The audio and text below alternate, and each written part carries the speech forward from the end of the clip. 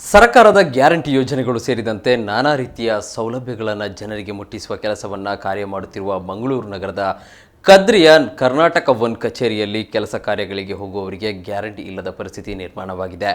ಅದರಲ್ಲೂ ಹಿರಿ ಜೀವಗಳಿಗೆ ಈ ಕಚೇರಿ ಹೊಕ್ಕರೆ ಉಸಿರಾಟದ ಸಮಸ್ಯೆಯಿಂದ ಜೀವಕ್ಕೆ ಸಂಚಕಾರ ಕೂಡ ಇದೆ. ಅವ್ಯವಸ್ಥೆಯ ಆಗರವಾಗಿರುವ ಈ ಕೇಂದ್ರದ ವಿರುದ್ಧ ಸಾಮಾಜಿಕ ಕಾರ್ಯಕರ್ತ ಜೆರಾರ್ಡ್ ಟವರ್ಸ್ ಶನಿವಾರ ಕಚೇರಿಯಲ್ಲಿ ವಿಭಿನ್ನ ರೀತಿಯ ಪ್ರತಿಭಟನೆ ನಡೆಸಿ ಗಮನ ಸೆಳೆದರು. ಬಿಲ್ ಪಾವತಿಗಾಗಿ ಕಚೇರಿ ಒಳಹೋದ ಜೆರಾರ್ಡ್ ಟವರ್ಸ್ ಅವರು ಸೂಕ್ತ ಗಾಳಿಯ ವ್ಯವಸ್ಥೆ ಇಲ್ಲದೆ ಮೂರ್ಛೆ ಹೋದಾಗ ಅಲ್ಲಿದ್ದ ಸಾರ್ವಜನಿಕರು ಅವರನ್ನು ನೀರು ಕುಡಿಸಿ ಉಪಚರಿಸಿದರು. ಸಾಮಾಜಿಕ ಹೋರಾಟಗಾರ ಜಿಕೆ ಭಟ್ ಅವರು ಸಾಥ್ ನೀಡಿದರು. ಬಳಿಕ ಮಾತನಾಡಿದ ಜೆರಾರ್ಡ್, ನಾನು ಜನರ ಸಮಸ್ಯೆಗಳಿಗೆ ಇಂದು ಮೂರ್ಛೆ ಹೋಗುವ ನಾಟಕ ಆಡಬೇಕಾಗಿ ಬಂತು. ಈ ಕಚೇರಿಯಲ್ಲಿ ಕಳೆದ ಹಲವು ಸಮಯದಿಂದ ಹಲವಾರು ಮಂದಿ ಇದೇ ರೀತಿ ನೈಜವಾಗಿ ಮೂರ್ಛೆ ಹೋದಾಗ ನಾನು ಸೇರಿದಂತೆ ಹಲವರು ಸಾರ್ವಜನಿಕರು ಉಪಚರಿಸಿದ್ದೇವೆ. ಇಲ್ಲಿನ ಅವ್ಯವಸ್ಥೆಯ ಬಗ್ಗೆ ಕಳೆದ ಸುಮಾರು 4-5 ತಿಂಗಳಿನಿಂದ ಸಂಬಂಧಪಟ್ಟವರ ಗಮನಕ್ಕೆ ತಂದರೂ ಕ್ರಮವಾಗಿಲ್ಲ ಎಂದು ಜೆರಾರ್ಡ್ ಟವರ್ಸ್ ಸುದ್ದಿಗಾರರ ಜೊತೆ ತಮ್ಮ ಅನಿಸಿಕೆ ಹಂಚಿಕೊಂಡರು. ಕಚೇರಿಯ ಎಸಿ ಹಾಳಾಗಿ ಸುಮಾರು 10 ತಿಂಗಳು ಕಳೆದಿದೆ. ಕಚೇರಿಯಲ್ಲಿ ಪ್ರಾಕೃತಿಕ ಗಾಳಿ ಬರಲು ಕಿಟಕಿಗಳೇ ಇಲ್ಲ. ಇಲ್ಲಿ ದಿನವೊಂದಕ್ಕೆ ವಿದ್ಯಾರ್ಥಿಗಳು, ಹಿರಿಯ ನಾಗರಿಕರು, ಮಹಿಳೆಯರು, ವಿಕಲಚೇತನರು ಸೇರಿದಂತೆ ನೂರಾರು ಮಂದಿ ನಿತ್ಯ ನಾನಾ ರೀತಿಯ ಕೆಲಸ ಕಾರ್ಯಗಳಿಗೆ ಆಗಮಿಸುತ್ತಾರೆ.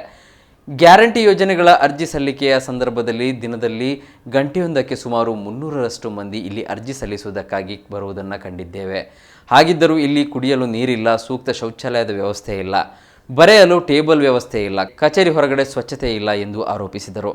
ಕದ್ರಿಯ ಈ ಕರ್ನಾಟಕ ಒನ್ ಕಚೇರಿಯಲ್ಲಿ ಎಸಿ ಹಾಳಾಗಿರುವ ಬಗ್ಗೆ ಸಂಬಂಧಪಟ್ಟವರ ಗಮನಕ್ಕೆ ತಂದು 3 ತಿಂಗಳಾದರೂ ಕ್ರಮವಾಗಿಲ್ಲ ಎಂದು ಅಸಮಾಧಾನ ವ್ಯಕ್ತಪಡಿಸಿದರು. ಇನ್ನು ಮತ್ತೆ ಮಾಧ್ಯಮ ಕಡೆ ಹೋಗಿ ನಿಮ್ಮ ಮರ್ಯಾದೆ ಹೋಯ್ತು ಅಂತೇಳಿ ಹೇಳಬೇಡಿ ಅಂತೇಳಿ. ಇಲ್ಲಿ ಮೊದಲು ಬೇರೆ ಕಾಂಟ್ರಾಕ್ಟ್ ಇತ್ತು, ಮಂಗಳೂರು ಒನ್ ಅಂತೇಳಿ. ಆವಾಗ ಕಾರ್ಮಿಕರಿಗೆ ಸರಿಯಾದ ಸಂಬಳ ಕೊಡದೆ ನಾನು ಹೊರಗಡೆ ಪ್ರತಿಭಟನೆಗೆ ಕೂತ್ಕೊಂಡು, ನೀವು ಕೂಡ ಮಾಧ್ಯಮದಲ್ಲಿ ಯಾವತ್ತು ಬಂದಿದ್ದೀರಿ.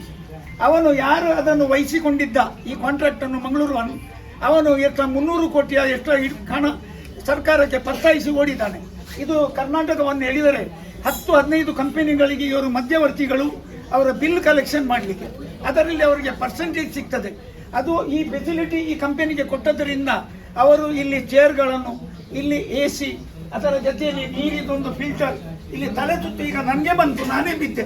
ಒಂದು ನೀರಿದು ಫಿಲ್ಟರ್ ಇಲ್ಲ, ಇಲ್ಲಿ ಒಂದು ಟಾಯ್ಲೆಟ್ ಇಲ್ಲ. ನಾನು 6 ತಿಂಗಳಿನಿಂದ ಪೊಲೀಸ್ ಕಂಪ್ಲೇಂಟ್ ಮಾಡ್ತೇನೆ ಅಂತೇಳಿ ಒಂದು ಲೇಡೀಸ್ ಟಾಯ್ಲೆಟ್ ಅಲ್ಲಿ ಹೊರಗಡೆ ಓಪನ್ ಮಾಡಿದ್ದಾರೆ.